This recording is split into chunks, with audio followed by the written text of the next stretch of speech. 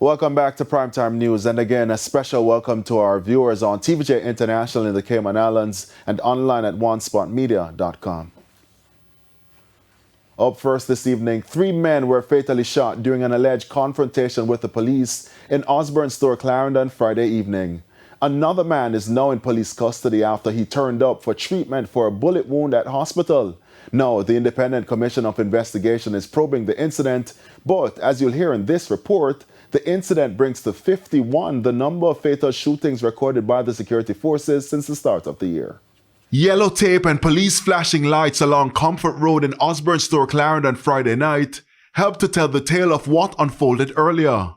Reports are that sometime before 9, the police were conducting an operation in the community when they signaled this grey Honda Fit with 4 men aboard to stop. Head of the Area 3 Police Assistant Commissioner Christopher Phillips explained what happened next. The driver complied but came out pointing a weapon at the team, and in the same breath it is reported that the other occupants of the vehicle started to fire at the police party. They made evasive maneuvers and returned fire. When the shooting ended, 3 men were found suffering from gunshot wounds. 2 guns were reportedly recovered by the police. The men were taken to hospital, where they were pronounced dead. Hours later, another man said to be the driver who escaped on foot turned up at hospital with a gunshot wound.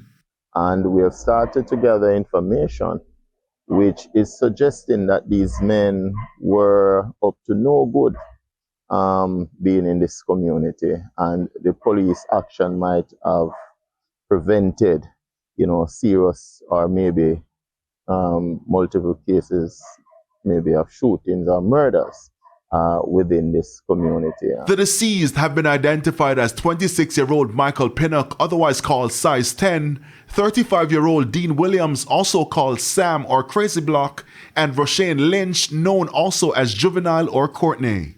The Independent Commission of Investigations, Indicom, has begun their investigation. Friday's incident brings to 51 the number of fatal shootings recorded by the security forces since the start of the year. Amid concerns about the reported increase in confrontation since the start of the year, ACP Phillips issued this warning. Again, the police team, highly trained, and we are going to take steps to defend the life of the people within the community to ensure their safety. The police also have to protect themselves.